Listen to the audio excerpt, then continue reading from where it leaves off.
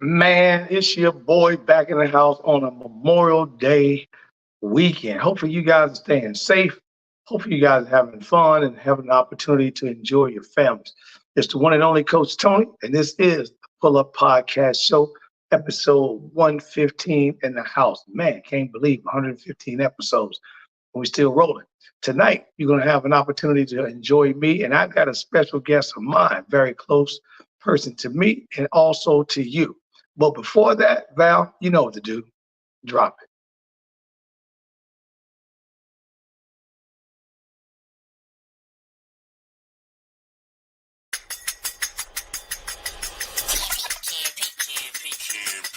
It's the Pull Up Podcast. It's the Pull Up Podcast. It's the Pull Up Podcast. Pull up, pull up. It's the Pull Up Podcast. It's the Pull Up Podcast. It's the Pull Up Podcast. Pull up, pull up.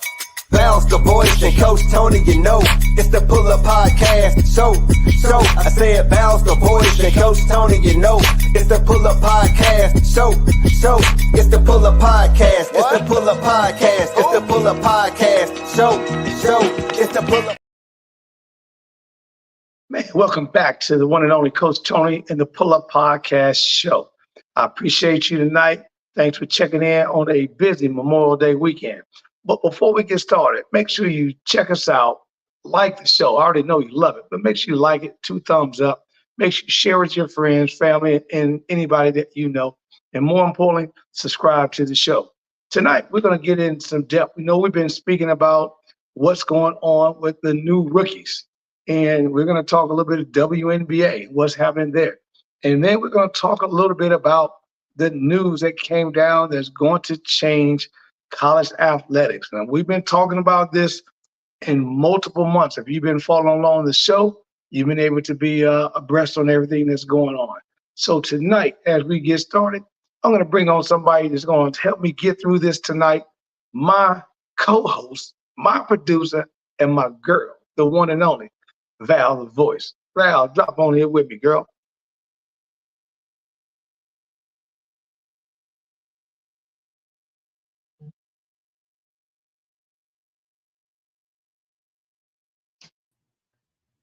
Hey, Coach. Man, thanks for checking in. Thanks for checking in. Mm-hmm. How you doing this nice Memorial Day weekend? Oh, I had a very good time in Baltimore over the last couple of days. I was on the East Coast time and, doing what we do, having a good time. My cousin graduated from Towson University on last Wednesday. Proud of her. Okay, yeah, Maryland, yeah. Excited for that. And then on top of everything else, my other cousin who lives in North Potomac, him and his wife barbecued. I just finished off the last of the lasagna that they made, his wife made, and he barbecued ribs, chicken. I was going to ask for one rib. I just need one rib. I just need one rib. That's all I need is one rib. That's all I need is one rib. But yeah, I was having a good time, and the great thing is that I wanted to, just have and spend some time with family, and a bunch of folks from Omaha came in, so we were there along with some other folks. So it was really good. And when I saw them leave, I was the last to leave the hotel, so I didn't leave the hotel till like 1 o'clock because my plane was like 2 or 3 hours later. But I was like, there goes my family. Because you got everybody got to leave. And then the ones that have been trying to go for a couple of days, they like, man, I've been waiting to get up out of here. So that is good. We did the same thing, but kind of took a little back. Got a chance to hang out with the grandbaby yesterday and the family a little bit. So that was cool. And then we had to fight off these storms and tornadoes. I don't mind being in the South, but man, I tell you, Val, I heard it's coming through the Midwest, out West. And God ain't playing right now. I'm hoping everybody across the country, everyone's listening to my voice. Hope their family is very well and safe. And thank you guys for checking in tonight. So, Val, we're gonna get started tonight on something that's been near and dear to both of our hearts, and that's these two young ladies that's been playing their butts off and now finally getting an opportunity to be rewarded. And Miss Caitlin Clark and Angel Reese. We're going to talk a little bit about what's been happening behind the scenes with these two young women. Caitlin Clark, obviously the #1 draft pick this past summer rather, in the WNBA, coming out of the University of Iowa, #1 points, rebounds, and assists at the university. Then she also became the all-time NCAA leading scorer on men and women division, which is phenomenal, and then goes #1 in the draft. And then we got our girl, as we call the Bayou Barbie, which is Miss Angel Reese, coming out of LSU. And she's drafted #7 overall and went to obviously my favorite team in the WNBA is the Chicago Sky back home. So, it's been amazing. Have you had the opportunity to I know we've only probably been I think they had a preseason, so this is maybe 2 weeks tight into the season. Have you been able to follow these young ladies yet? I have. I did see the Connecticut-Chicago game on, I think it was Saturday. It was the same time as the conference finals for, I believe, Boston. So I was conflicted on which one to watch, but my cousin was watching it. So we sat down. I was like, oh my gosh, there's Angel Reese. And I was checking out everybody else. I saw a couple of folks that I recognized from the bench, but there was some weirdness that was happening with that game. One of the top players on Connecticut, and I was trying to get her name right up. She did a fragrant hit on Angel. Yeah, Thomas. Yeah. Both going up for a layup, and I think it was about the third quarter or so. And they took a minute to kind of discuss and determine if this player should be thrown out. And eventually they did throw her out. But I think another play happened where it was against Angel Reese, and I heard the commentator clearly say there's something wrong. They need to come to their decision much sooner than they've been doing, because it took it felt like an uncomfortable 3 to 4 minutes, maybe a little bit longer, for them to come to But they got to get it right, Val. And the thing about getting it right is that these two young women have been taking a complete beating since joining the league. They have been taking a beating. They have been thrown down. A couple of games prior to that, Angel Reese in one of the games against Las Vegas, Oz Wilson and someone else that came up and just purposely bumped her, knocked her off her feet on the floor. With Caitlin Clark, she's been hit off dirty screens, legs, knees. And when Thomas hit her with the Connecticut game, so let me back up a little bit. In the league, what they tried to do, Val, is they tried their best to look at what they call a flagrant 1, flagrant 2, then ejection. A flagrant 1 foul is basically a foul where you hit somebody unnecessarily, as they call unnecessarily, or to do harm to them, but not try to hurt them. A flagrant 2 is when then you hit someone, but it's above the neck, in the head, neck area, the torso, where it could then cause bodily harm. Obviously, Thomas hooked her around the neck, slamming her to the floor. I don't know why the hell they took so long. That was obvious. Our little granddaughter at 6 years old could see that. And they had different angles, like they kept replaying the different angles from what it happened. And when I heard my cousin kind of lean into the screen, my cousin Carrie, he's like, what is going on with them? That was fragrant. That's totally wrong. And for him to kind of stand up and be like, what are you all thinking? And me and my other cousin were kind of looking like, oh, something must be off. But then when they kept replaying it, I was thinking, I saw her arm just kind of grab Angel's neck and just push her down. And then I was thinking, I don't remember WNBA basketball being this rough. I don't remember NCAA basketball could be rough too, but with the women, yeah, I've been in women game. 23 years on the sideline, and 15 of my 23 have been with the women. And I admit the women are much tougher. My boys, they laugh at me when I tell them, but the reason why is because they play the game very fundamentally, Val. And they go through a brick wall and they really go at each other real tough. But there's just something when you really got the players are getting just going at it. My question tonight that we want to put out on the post for everybody who's watching in tonight is, are these two young women being targeted by other players in the WNBA?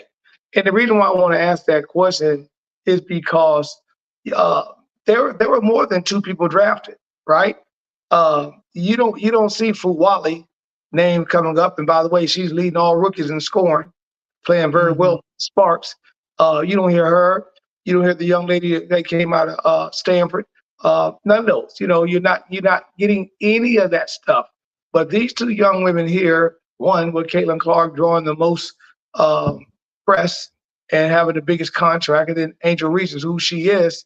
Because I mean, look at it, Val. You got Cardosa on that same team in Chicago, and at the end of the day, they're not getting that. So I'm starting to think when I'm looking at these games that these two young ladies have to be targeted, and I'm just trying to figure out, what's your thought process on that from what you've been seeing? So I think it's because these two young ladies have gotten and attracted a lot of endorsement deals. I think that's one way.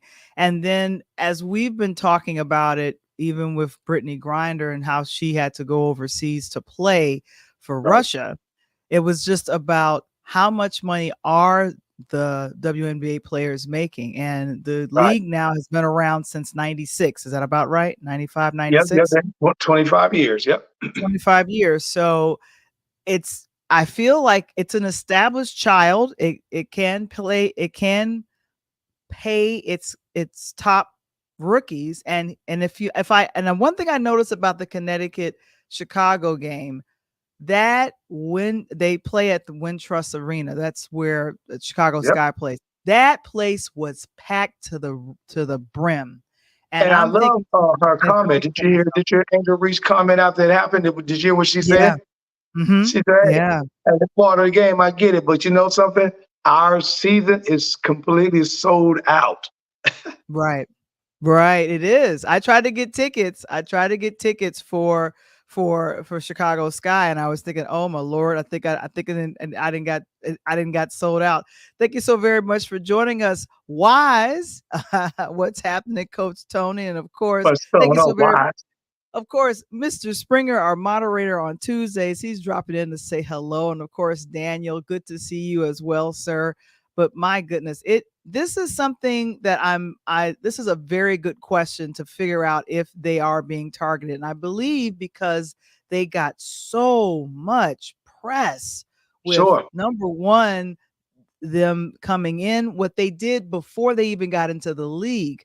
The WNBA, the draft was one of the most watched WNBA drafts ever. So if people and regular folks were watching, we talked about that. They sold tickets to them for the first time. I've never heard of that. And that was in Brooklyn that they had the WNBA draft. So that was a huge thing. So that is a great question. Are these two women being targeted? I have to say that I believe yes, and it's because of what they brought to what they're bringing to the WNBA. They're bringing in new blood. They're bringing in new fire, and of course more eyeballs are on them. And so this is the thing. If you are a player that's coming on, and of course people have been hyping you and saying, oh well, Caitlin Clark, she can shoot, she can throw free throws from across the way, and Angel Reese can lay up like no one else. Like, people are already complimenting your skills. Someone is going to go ahead and challenge that. And of course, I always think of my favorite basketball film, Love and Basketball. Monica Calhoun, played by Sanaa Lathan, one of her rivals. I think unfortunately she injured her foot, but she told her, never let a rookie get you a spot. Right. We don't know whose spot they took. We don't know whose spot they took. And then they end up being best friends. Exactly. So, but Exactly. that's what you said is completely 100%, because I don't want to bring someone else in this category, but I think the next person on the bench side of it, if this happens to occur, I think it's little LeBron James. Little LeBron is going to be targeted because there are the guys and people out here saying he don't belong in the league, and they're going to do everything they can to show that he don't belong. Whether it's going to piss LeBron off and maybe LeBron get into a couple of fights next season, I don't know. But with these two young women here, what makes me upset, Val, is that instead of embracing what the two young women are doing, because Caitlin Clark is in the league, and through a week, she became only the third person behind our beloved Candace Parker and Iona out of New York to come in, and through her first 6 games, she's already got 100 points, 30 assists, and 30 rebounds. That's insane from a rookie. And she's doing it at a high level. And Angel Bayo Barbie is leading the league in rebounding. So, Right. they're Exactly. both coming in, doing what they got to do, and they're not sitting back waiting on things to happen. They're making things happen. And speaking of making things happen, as you mentioned, you got the two women with the two largest endorsements. Angel Reese herself. Listen to this right here, Val. She's got to deal with Yeah. Sports Illustrated. She's got to deal with, she can get us some clothes put on her body in Calvin Klein. Then if she feel like taking me and you out to eat, she can go get that at Outback Steakhouse. Then she signed an exclusive deal, not with Nike, not with Under Armour, not with Adidas. She signed with Beyonce folks and Alicia Keys folks and Reebok to make her own shoe. She's with Zoe Energy, Amazon, Starry, the new drink that's kind of like Sprite. She on PlayStation right now. She's got Milky Organism and then Jan Sports. And the latest one, and no one knows about, guess who she just signed a deal with at home? Who? Harold Chicken. And for those of you that haven't been to Chicago and don't know about Harold, it's the bomb. It's as she say, it's busting. As the kids say, it's busting. It's busting. You got to figure the sauce on it. She was voted by Chicago Eatery Magazine of having the opportunity to eat at various restaurants throughout the country based on whatever. And she's always wanted to be in a situation where she had a home-based business that was doing very well. And obviously she moved to Chicago, and then Harold's Chicken became it for her. And obviously I saw that beautiful billboard of her on Ontario Feeder, which is amazing. Then you go to Caitlin.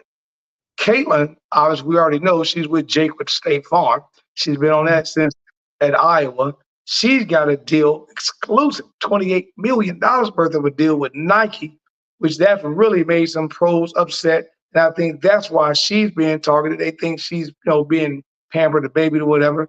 She's also got a deal with Wilson Sporting Goods, of which, Val, they are about to give her own exclusive basketball. It's never happened since Michael Jordan.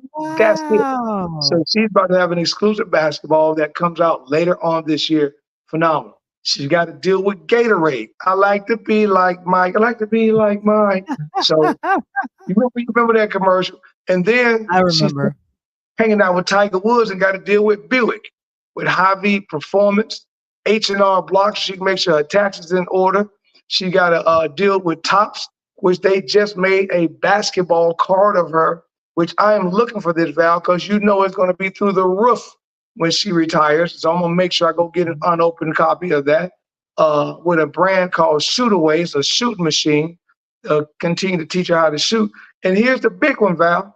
To make sure her paper is invested correctly, she has a deal with Goldman Sachs. Wow. So these girls are balling.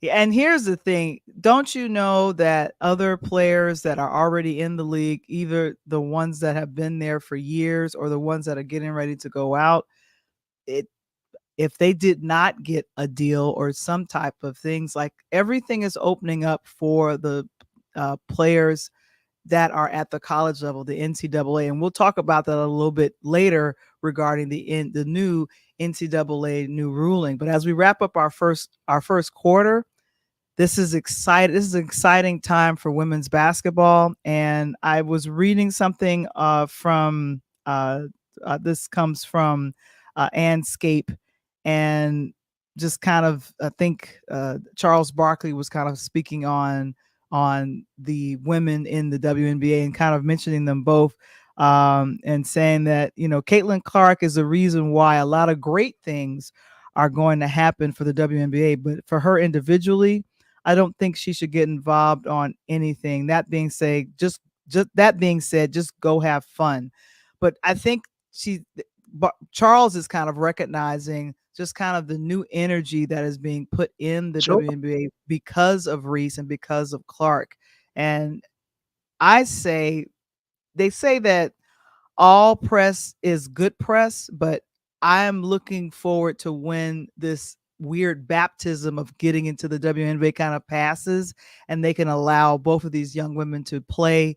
And do we have time for fragrant flowers? Because it'll take about 5 minutes for them to determine. We're going to get there. What we're going to do, we're going to go pay these bills after this first quarter, take a break. We're going to pick up on Val's question. When we get back, you're on the Pull Up Podcast Show with your guy, Coach Tony, and my co-host tonight, my girl, Pam, Val the Voice. Take a break, pay some bills. We'll be right back.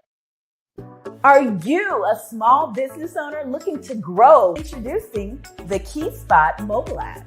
I'm Cynthia McAllister, owner of the IT company Quality SAT. Since 2016, we have been supporting small businesses and help them promote and share their businesses, services, and events across the country. Key Spot is more than just an app. We are a network providing community. Key Spot, connecting communities and supporting small businesses.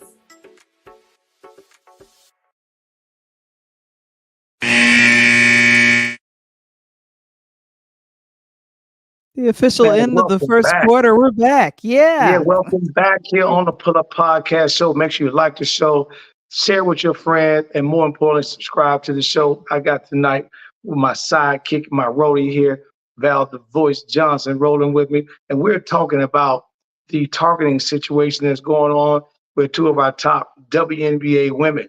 And Val, you were asking that question about that and why it says it's about making press to keep the interest high with the WNBA. Unfortunately, you have people like to view drama, and that makes it good. And that's exactly right. The problem to that, Wise, is that you do that when we're watching Atlanta Housewives. We do that when we're watching Barbershop. We're watching Love and Hip Hop Miami, right? Because that's what keeps that going. But when you're watching the WNBA, I love that type of press. The problem is Angel Reese thrown to the floor at her throat. Caitlin Clark getting kneed in her thigh, pushed to the floor. These are the type of bad situations that can end a career before it gets started. And we don't want that. Now do I worry about them getting banged up? Not at all. Give them some love. Show them welcome to the WNBA. You know what I mean? But make sure we're doing it in a fair way. Because I think you brought up a very valid point.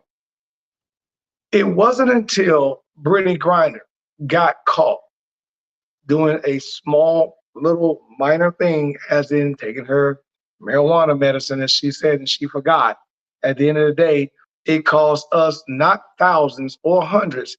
It cost us millions of dollars to get her back home, and time, and a bad situation. And what these two young women have done is they put the excitement in women's basketball that it is alive and kicking right now since probably a long time. As a matter of speaking, Val, they said this is the most excited Chicago has been in basketball since guess which rookie? What rookie you think they compared it to? Possibly. Oh, from Naperville, our very own. Why is her name? Candace Parker. Candace Parker. Yeah. Nope. Ah. The city is buzzing for the first time, a rookie like this since D Rose got picked up by the Chicago Bulls, home native Wow. south side from Simeon. This is the last time when the Bulls picked him up, the city was beaming. And to get Angel Reese, they're beaming again. And the good thing about it is, you just said it, you hit it on the head. The WNBA is making that change. It's changing to the better. I read an article, they talked about it took the NBA exactly 25 years from 1960 to 1985 to make that turn with Magic, Bird, Dr. J, and then, of course, the young Michael Jordan popping on the scene. And the WNBA is in its 25th season, and they think now is at the time we're about to explode. I'm so crossing my fingers that we're going to get a new franchise here in Nashville. Of course, we're adding a brand new franchise to the logo out of Seattle this year. Golden State. Yeah, so they'll have a new franchise. And what these two women have done in terms of all of these brands and bringing them in, you know, Val, it kind of reminds me of what my boy Primetime did at the HBCU. You know what I mean? Oh, he's with TSU. Well, no, with JSU, Jackson State. JSU, there you go. Right. You know, he ended up bringing in all of the brands and logos to the HBCU world that started making State Farms of the world and the All States and doing TV commercial with Nick Saban, with our main man Aflac, you know, and all that. And I love that duck, by the way. So it's been amazing. So my whole thing is, why not embrace these two women? Why not figure out the companies that they're dealing with and then say, oh, by the way, Mr. Agent, since you represent me, why don't you holler at Angel and holler at Caitlin's agent and see if it would be okay to see if I can go get Wilson to mess with me. See if I can go get Reebok to give me a deal. See if I can go get Nike to extend me something, or maybe Gatorade and State Farm. And then we all jump into a couple commercials, we all get paid. I hate that. It's kind of like the old saying, Val, you know, haters gonna hate, you know, and they try to bring a lot of you down with it. But the ones that don't kind of gonna flourish because they're gonna be on your team. And these two young women, I think, are gonna have a long, long future in the WNBA. And when it's all said and done, their names are going up in the rafters. Right. And so here's the thing. I feel like if we want the salaries of all of the players to go up, unfortunately, these two, because they're popular and because they are they're rookies coming into the season, all eyes are going to be now on their first season on how that works out. All of the endorsements that they've gotten, those sponsors and folks are going to be looking at them saying, okay, are they representing our brand well? Like, so right. A lot is riding on these two young ladies on if the 2025 WNBA rookies that come in will either get the same press or the same endorsements, and right. Will the salaries go up? Because what was it, 76 to 80,000 for Caitlin right. Clark? And that's what they're making. Yeah. Caitlin Clark, she's making 78, and then and Angel making about 76. Yeah, so those numbers need to go closer to the six figures. I'd like to see $100,000. I'd like to see that. Crazy. Here's what's crazy. The men's rookie 3-year deal was worth $30 million. 30. I looked at it today. But here's the cool part about what you just said. With Angel Reese and with Caitlin Clark, as much as they getting beat up and pushed and shoved around, and they're staying classy with it, you know, Angel Reese is so funny because the money is coming in. She just won and bought a $180,000 G-Wagon that you just shown a moment ago, which is basically almost her entire salary for all 3 years. So she basically is playing in the WNBA for free and got to ride around in that G-Wagon if she wasn't making these endorsement deals right there. But she deserves it. Now, here's another thing that's been pretty cool, because the young lady is very smart. She made a good investment. Do you know what she did last week? What did she do last week? She became the first female in the WNBA. She bought into the Chicago Wolves Amateur Hockey League that we have at home. She bought into the Wolves Amateur Hockey franchise. That is absolutely huge. So that means that she basically said, okay, I took a third of my money and bought me a G-Wagon. So if I ain't got no place to live, I'm gonna sleep in it. And then I'm gonna take the rest of my money and I'm gonna get it back, because then I'm gonna buy into a franchise. I'm gonna buy into a hockey. Now she's working with D Wade and some different people. And from what I heard, Dwayne Wade and those guys flew into the game this past weekend. Him and Gabrielle Union came to the game this the other night.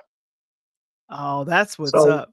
to That's get what's up. to get the NBA guys start doing that, and really, because there's a lot of NBA guys now that had daughters, not sons, and they're coming up playing in the game. So that's going to put the eyes on the WNBA much, much more as the future grow talent. Because, like you said, if these two young ladies continue to do what they're doing, we got the likes of Juju Watkins that's coming right behind her, Ivy Reese that's out at UCLA coming right behind her, and a slew of other ball players that haven't even gotten an opportunity. They're coming. And next year's draft is going to be just as tough. So women's basketball, if you have not been watching, I'm telling you right now, try to get a ticket if you can. If you can't, sit down and turn the TV on like they do on the NBA, and like Val, working your jump shot.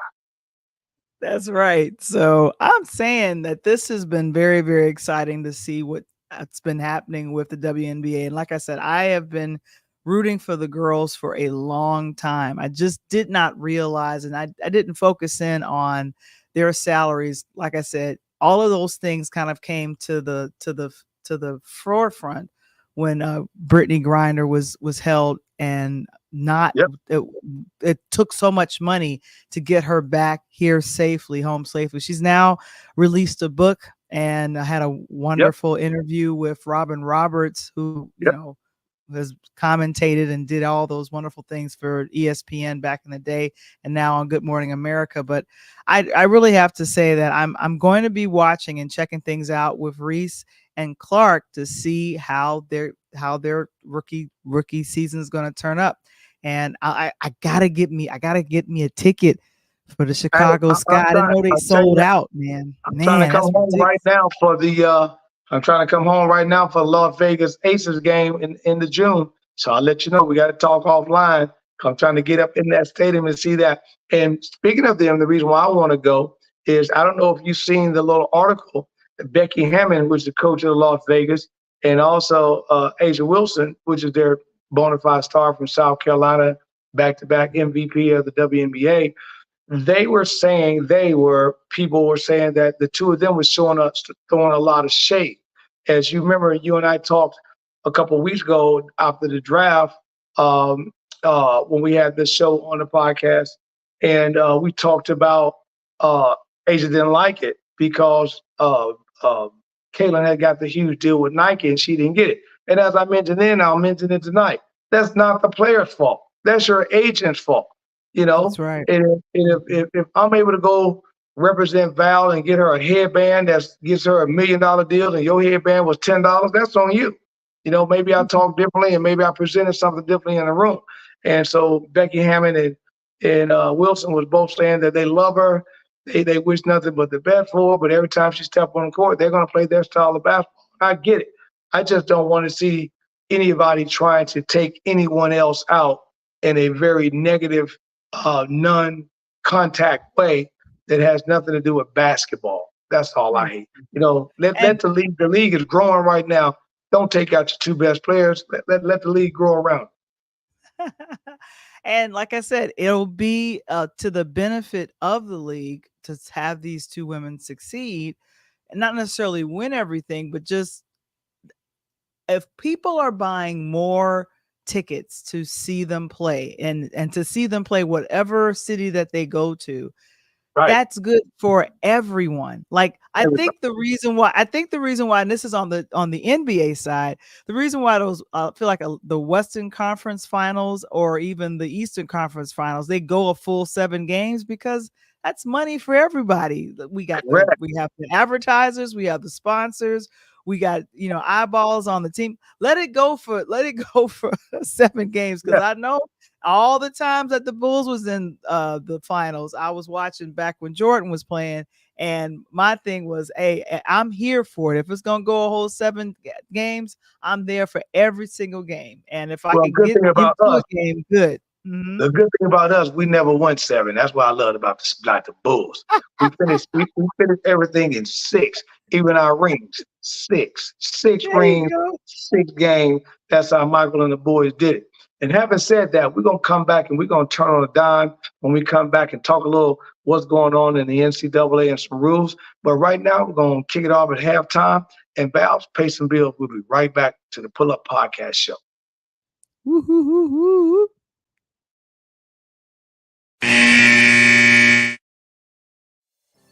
I've always thought about how my mom has supported me in any creative endeavor. How beautiful was it for your mom to be the superhero in your life and show up in your creative ventures with this book? People ask her to sign the book more than they ask me to sign the book. Sometimes I step to the side, I take their picture. And, we have to celebrate our mothers. We got to celebrate our beginning. So she comes out with me. Every event, she is there. Even when I tell her she does not need to come, she will show up in the parking lot. And I'm like, oh, okay, you coming? Okay. I'm like, all right. Right. And she got a bottle of wine in her hand. What in the world? Why are you giving her alcohol? No, I'm just saying. She showed up in the parking lot. She got a bottle of wine, nice wine. She's going to set it down. She ready for the show, Val. You know what I'm saying? Because the funny part about it is, CJ, I've actually talked to Val. I thought about, writing a book myself called My Man's in Them. But, I love it. And look at Val. My man's in them. My man's in them. But you got to read the book. You got to read the book. But it's a play. CJ, I apologize because Val should have dropped some old Dub C so you could have came out crip walking. You know what I'm saying? I'm not flamed up right now. I got to hold on. Trying to get me shot. Going back to school tomorrow, like, I saw you, Miss Charles. I saw you. I mean, I can crip walk, so please, but I'm kind of, I'm authoring right now. You guys are funny.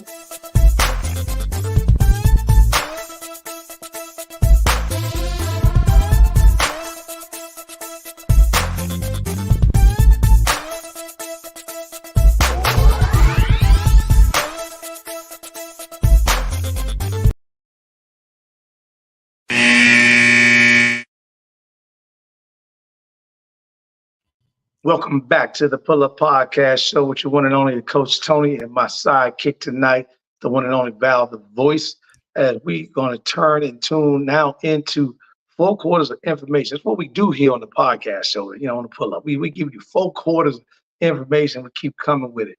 Val, this is something that the topic we're going to jump into is something that you make me proud of because, as you got an opportunity to start learning the sports side of things with me and really start diving into understanding what's going on.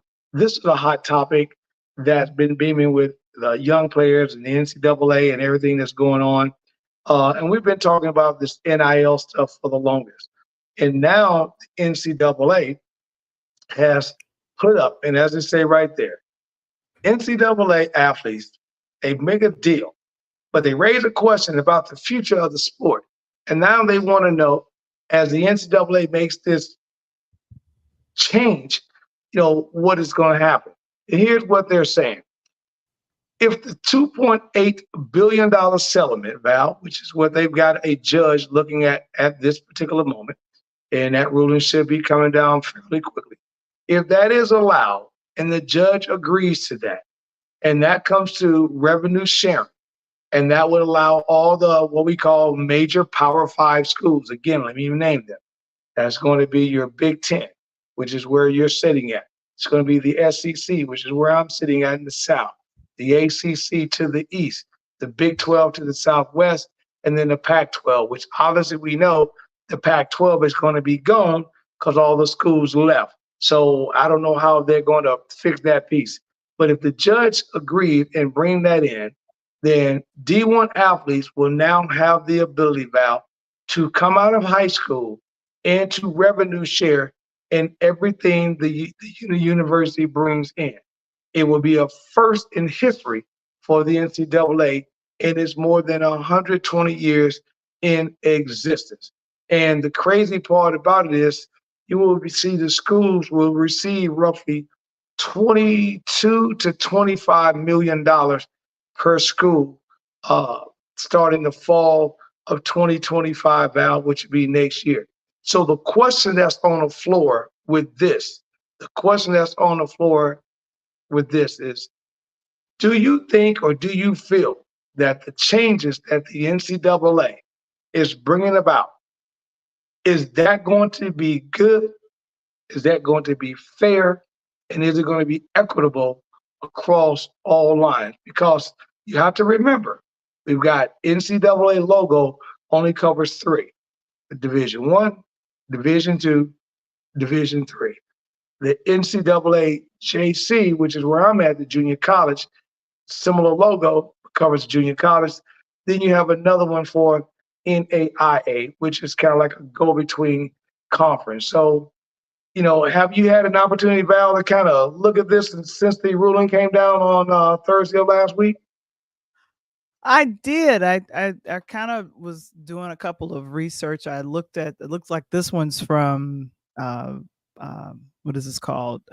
New York Times, and I was looking at NPR and a few other places, but just kind of walking through this agreement.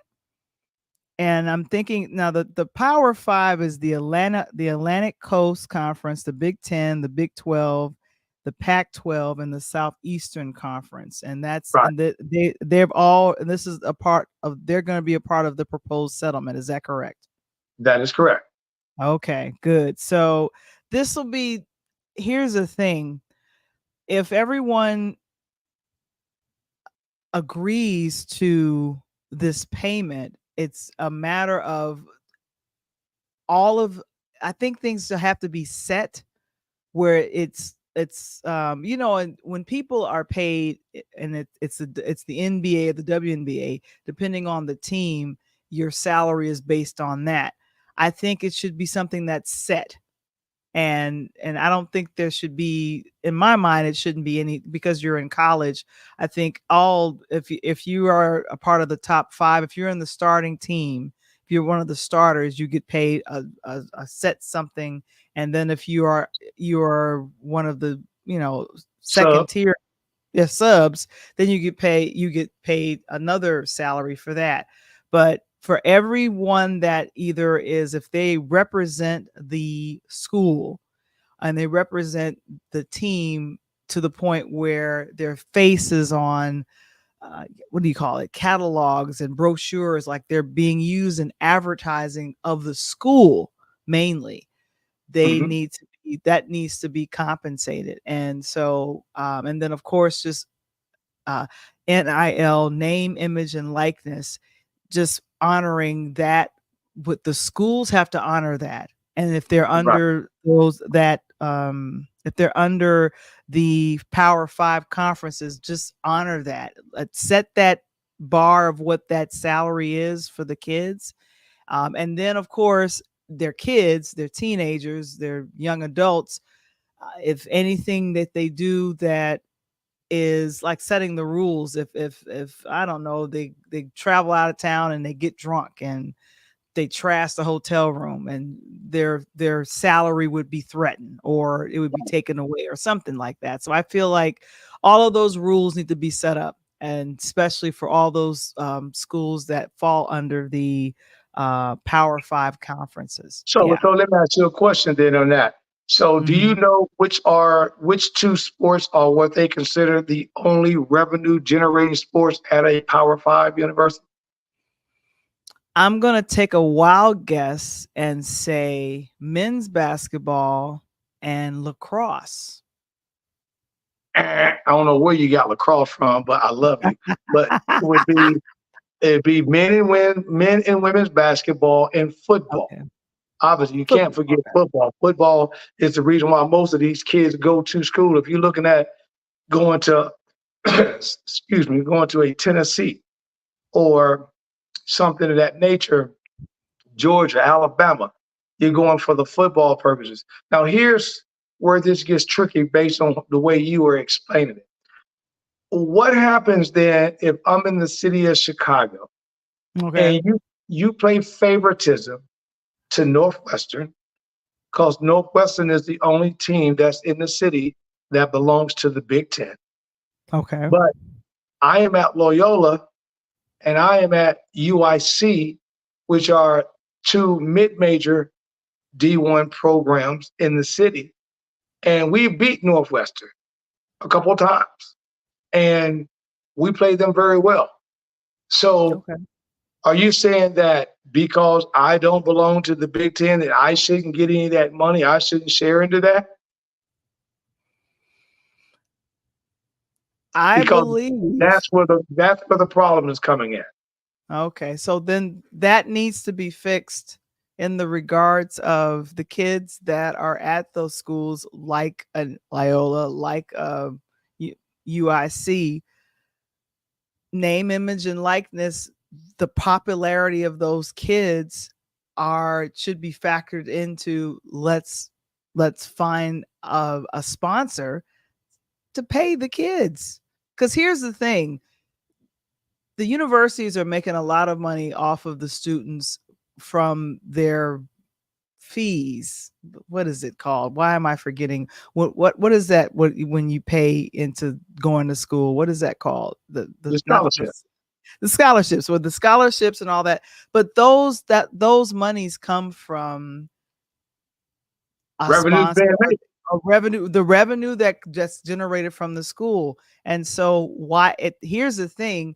Maybe the kids or the schools that are under the Power 5, they have a set amount of money that's just for the athletes, and the other universities, you just be like, okay, we're going to set aside money for our star players, the ones that bring the revenue, because people come to Loyola or they come to UIC to see those players, especially if they have pride.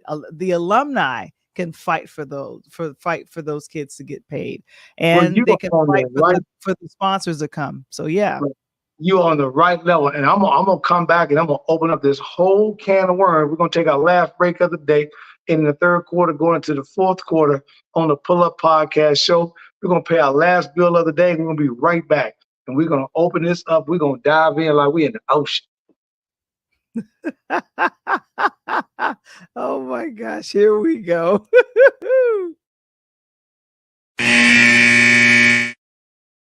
Are you a small business owner looking to grow? Introducing the Key Spot mobile app.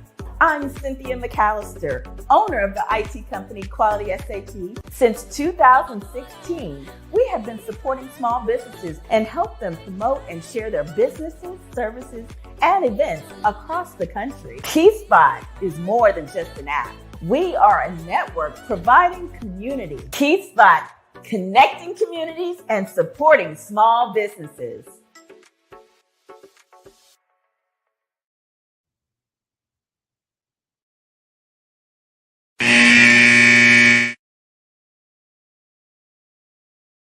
Man, put my grandbaby in the game. Welcome back to the Pull Up Podcast Show. And with your boy, the one and only Coach Tony. And we talking 4 quarters of sports. We bring it to you every single Monday night. Tonight, I'm here with my girl, my co-host, my producer, my everything, my ride or die, Val the Voice. We talking down the stretch, the NIL and NCAA. So Val, let me break this down to you. And I'm going to break it down in tiers. And I know Wise, I love Wise. He's talking about them 5 nuggets. I'm about to give you some nuggets to put in that egg, that grill that you can flame up and it stay lit for a minute. So I'm going to take what you said and extend it a little bit because you were right on track. So what the NCAA is basically trying to do, Val, is take those 5 conferences that you mentioned, which by next year is going to be 4 conferences because the Pac-12 no longer exists. So they're going to have to go in there and refigure all this out. And because of Syracuse and a couple other schools already defecting out of the ACC, they're looking at possibly breaking up the ACC. So me personally, I think by 26 or 27, you're only going to see 3 power schools. That's going to be, you're either going to belong to the SEC, Southeastern Conference, that'll handle the Southeast region and most of the East Coast, the Big Ten, which will handle the Midwest, some of the other East Coast, including us picking up UCLA, USC, Washington, and Oregon, which is huge out of the Pac-12. And then you're going to see the Big 12 take care of the rest of the country from the Southwest on out. Now, what the NCAA has proposed, Val, is basically making basketball and football look like baseball. Baseball and hockey are our only sport that we got that you can come out of high school and be drafted into what they call a farm system and work your way through. Some guys never leave the farm system, but they make, 30,000 start and maybe go up to a 400,000 or 500,000, maybe even $1 million, stay there a career.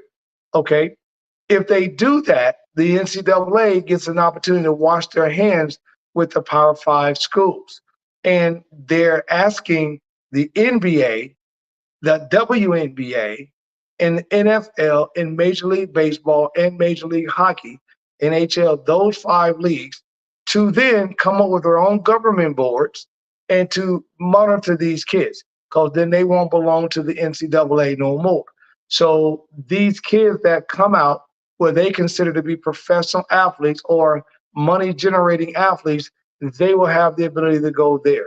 Now, the UICs and Loyolas of the world, right, Valparaiso's of the world, Belmont University, small schools like Oakland who did very well in the tournament, Howard universities and things of that nature, although they're D1s, they would only get scholarships. And if you were in that D1 small side, you can then get an NIL, but your NIL money wouldn't be part of the 21 million that they're giving to the Power 5. You can get money, but it would be in a different sense. If you are in a Division II or D3, they're then talking about not giving you any NIL money, but just basically giving you a scholarship. So that's going to change the face of everything, because right now D1 and D2 are both getting NIL deals, Val, and D3s, they can't because of the size, and some of these schools don't have the money. Now, the problem that I see is 2 problems. One, out of everything we talked about and everything that they're proposing, I don't see anything discussing academics, how to get these young men and women to graduate, how to make sure that financially they're going to be okay. Because do you know, as of last week, the newest report came out that every NBA and NFL guy who retires in 3 to 5 years, they are broke, 75% of them. They didn't mention Major League Baseball or NHL because it's a little different in colors there, what we got, unfortunately. And then the other loser who I see is going to be HBCUs, because you have the Howard University, the Grambling, and the Alcorns, and Alabama States, and Texas Southern, and Morgan State, and FAMU, and all. I can continue to go on and on. These schools are already having financial difficulties, even staying in business right now to make sure they maintain their academic stuff. So now you put them in a situation that maybe one of these kids, Val, one out of the entire conference, or maybe 2, get that glory and opportunity to go to the NBA. Now you shut that door, because the way you've now projected that if you're not in this Power 5, then the NBA, WNBA, NHL, and they don't even look at you. And whereas right now, the last 3 or 4 drafts, there's been a lot of kids come over from Europe. There's a lot of kids from Division II, whatever. So out of all this NCAA money they talk about, what happens to the kids from Europe? How do they play into this? So I think there's a lot of things that the NCAA needs to answer. I think what they have done, Val, is they've got upset because of the West Virginia and the Tennessee situation where they lost on the Sherman Antitrust Act, that they had to pay those 2 schools. And now they've seen other schools bring on lawsuits. And this is why the money that they're paying out, they're going to back pay kids. They're going to be back paying. I don't know if I said that earlier. They're going to back pay kids from 2017 all the way up through this year. Some of those checks may be as small as $3,000. Some of those checks may be as large as $300,000.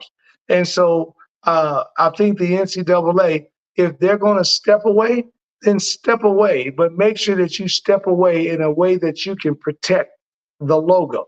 Because at the end of the day, nothing's bigger than the logo.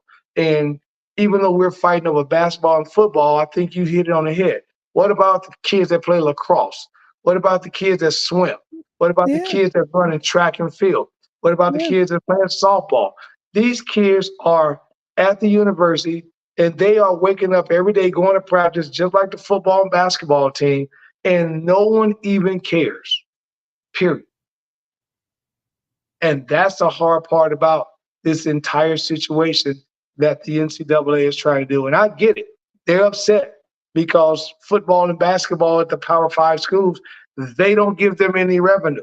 Now, the NCAA, as I mentioned to you a few weeks ago, they only ask for 2%. So out of every $1 million, they only ask for chump change. But schools like, I'm not even giving you that.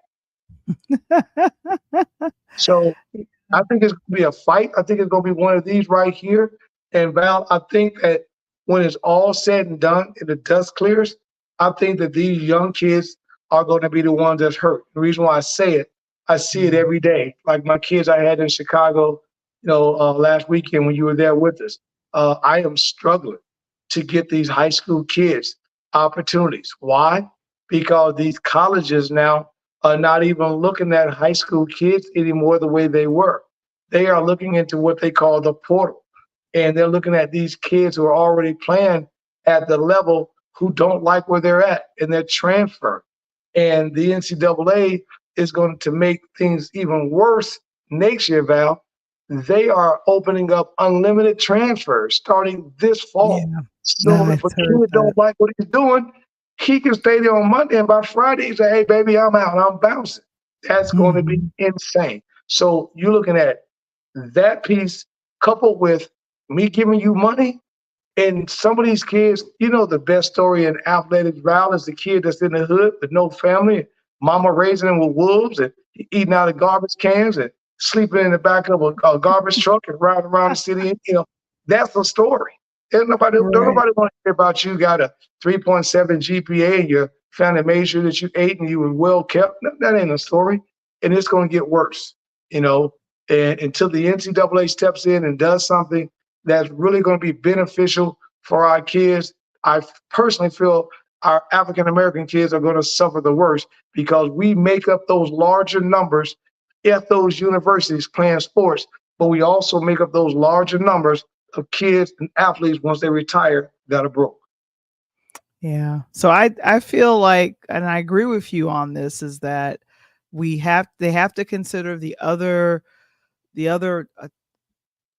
athletes in different sports, and then also, like I said, create the rules for, in order for you to get salary and to keep a salary or to keep your money, you've got to follow these rules. And I don't know if, when I think about the music business, and this is totally a little bit to the left here, but we're talking sports, but to the music business, when we talk about the newer artists that have come out, back in the day, the new artists that came out, they went through a full A&R training where you were trained how to do an interview. You were trained on how to do, how to look, how to present yourself.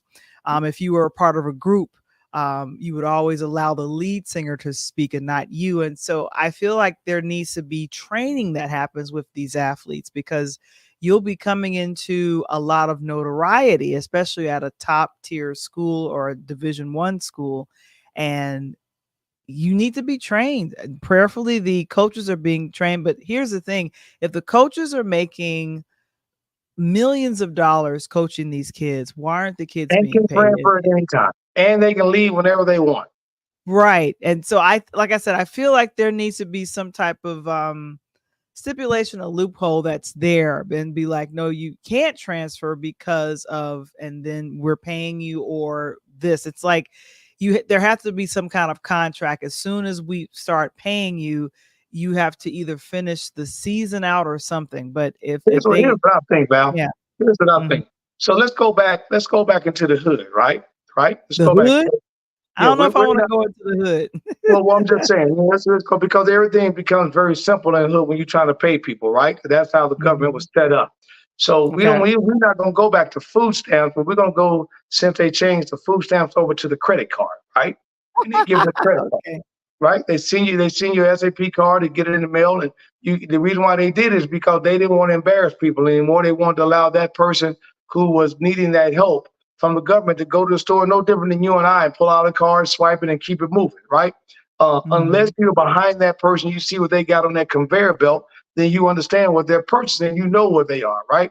So Right. what my personal feelings is, with me being 25 years plus in athletics and sitting in these meetings with my AD, sitting in my meeting with my coaches and watching these kids, constantly recruiting these kids and talking to coaches, and got kids at the next level, got kids overseas.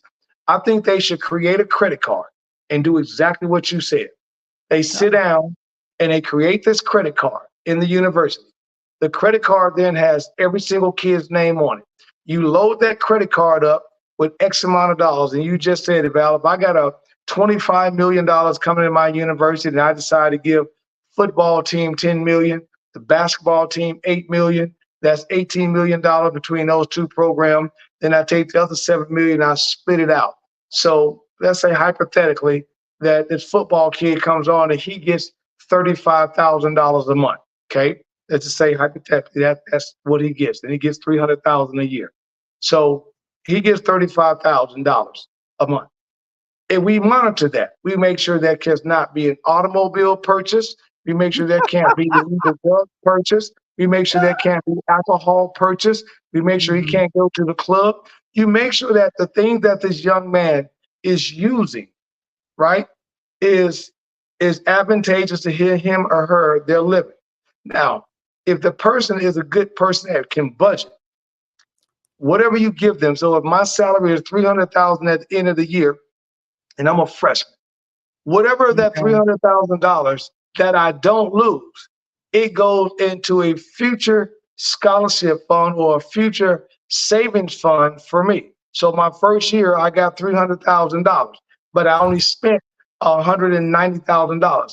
They take $110,000 and they put it up for me. So when I graduate, I got $110,000 to the good. Now, where I see that's positive now is if some of these kids that know that they can save that money, and because if they not gonna go to the NBA, and if I do my numbers right, and I'm getting $300,000 a year, and over 4 years, I'm making $1.2 million when I graduate.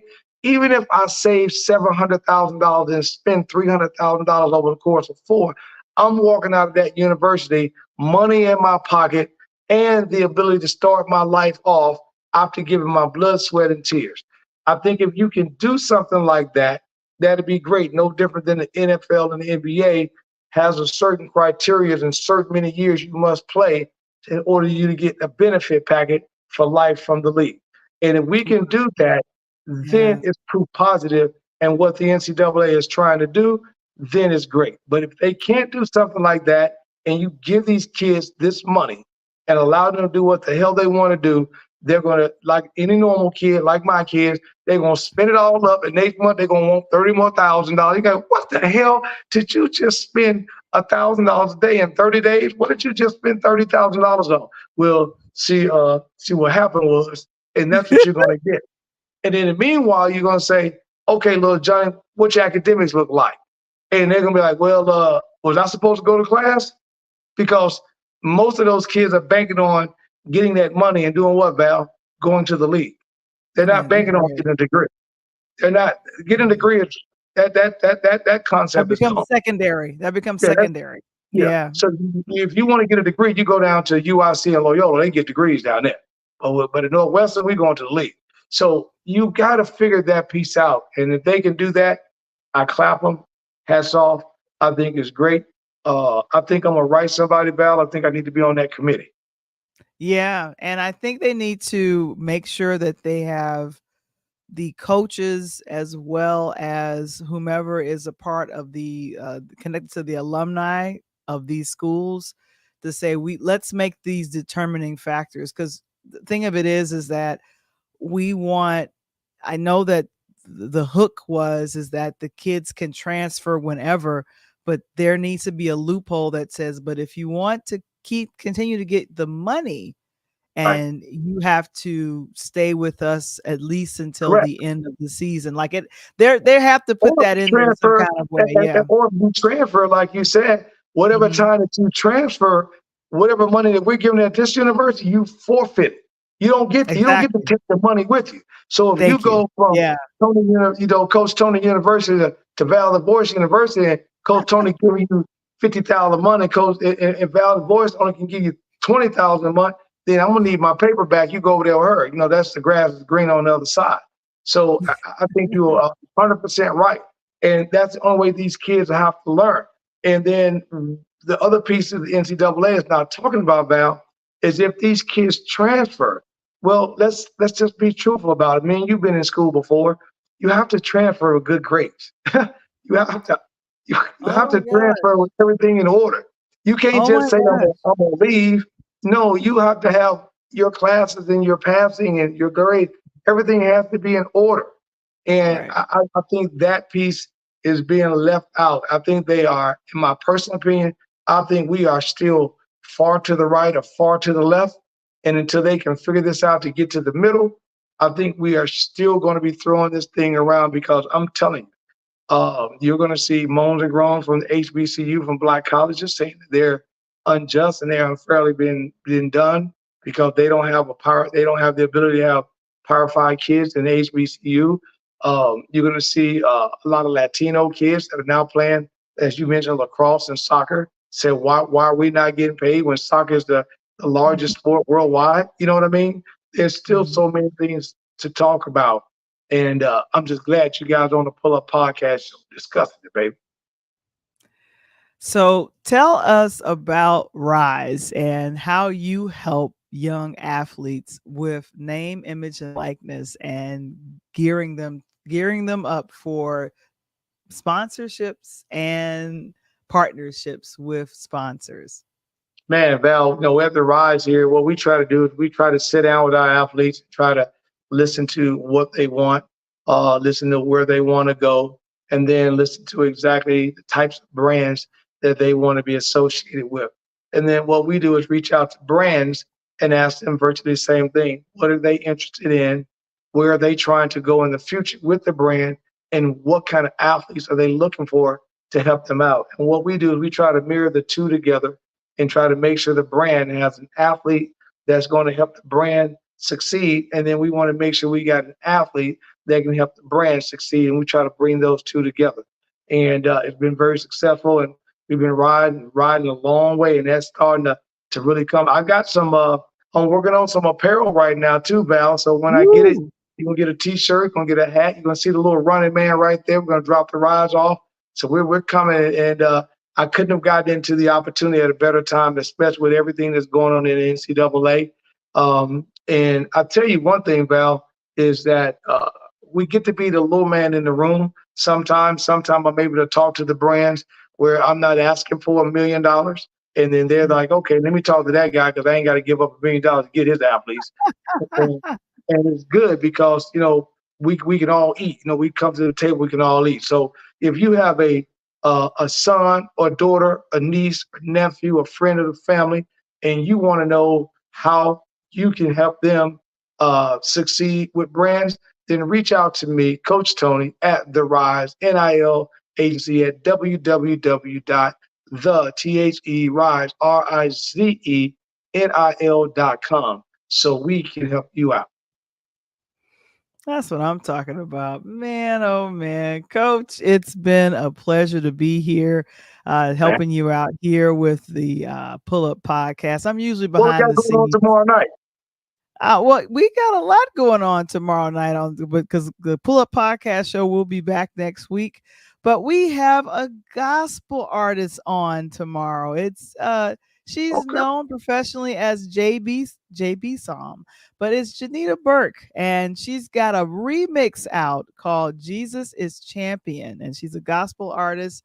and recently just celebrated with her native country, Bermuda. That's where she comes from. So okay. Bermuda. Now So it's a she triangle. it's not the triangle or whatever. So Jesus is Champion. That is her single that's coming out. And like I said, she's been singing and she's been doing a lot of songwriting. So that's been the fun thing about that. And so Janita and I, we met, and like I said, we're a part of a community on Clubhouse. And so she's just phenomenal. I got a chance to hear a little bit of a sneak peek of her song, of the remix. And so I was like, this is exciting. And I've been on her platform too. So JB Som, aka I'm gonna it's get my voice together. I'm gonna work on my voice tonight so I can see if I can jump on the remix, and I'm gonna see. I know we've been talking. She may be able to help me out with my mans and them. Think about turning that into a track. So that may be good. So I can't wait to be me, JB. I already know about JB Smooth. So we got JB on it. And if she got some of that island music, ooh, my goodness. Gospel island, that may be different. I'm going to throw that on the turntables up in here. It's the island music that honors God. So but it's got a hot beat to it. Jesus is Champion. You'll be moving and grooving and dancing like that's right. I'm on fire for the Lord. Hey, what? Hey, is it gonna make me? It's gonna make me be like Mama Payne when she was in church doing backflip down the aisle? I believe so. Mama Payne had it going on. Oh my goodness. Hey, this is what you get when you check in on the Pull Up Podcast show with me, Coach Tony. He with 4 quarters of information and my girl, Val the Voice. And we are both on Entertainment tomorrow on Interludes Talk on Tuesday, 8 p.m. Check us out. Don't be late. Beat us there. Don't meet us there. We'll see you on tomorrow night with Interludes Extra presents Talk on Tuesday. We'll see you soon. Peace.